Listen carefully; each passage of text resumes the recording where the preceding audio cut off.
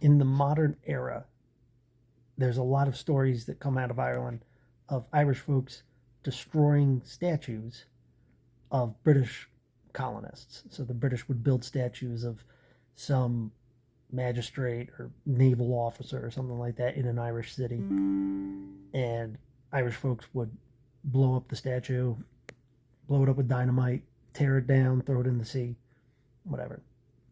And I can't help but imagine that there must have been at least one Irishman who participated, destroyed a statue of some English colonial man. And that Irishman had a son who had a son who had a son. And at some point, one of his descendants immigrated to the United States. And I imagine this great, great, great, great, great, great, great, great grandson of the man who destroyed a British colonist statue one day turned on the TV and saw folks in Virginia tearing down the statue of a Confederate traitor, Robert E. Lee or whatever. All those statues, all those Confederate statues were not built during or after the Civil War, right? They were built during Jim Crow. It's like kind of a state psychological terrorist kind of project. Look who really runs around this town. Look who we actually honor in this town, right?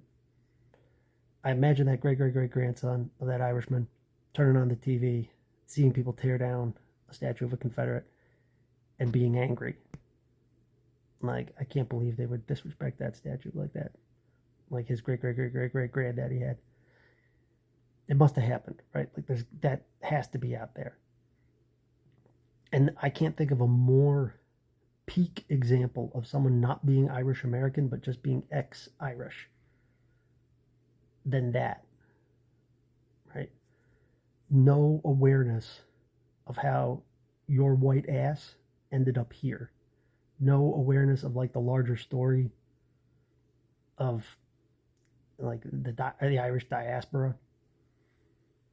I've said over and over and over on here that I really, really do think that a great definition of media literacy is the ability to tell the difference between a plot and a story, right? The story of people tearing down statues of Robert E. Lee in the South and the story of Irish people blowing up statues of British colonialists. It's the same story. It's a different plot because you're in a different country, different time, different context, whatever. Same story. No, not an Irish American, just ex-Irish.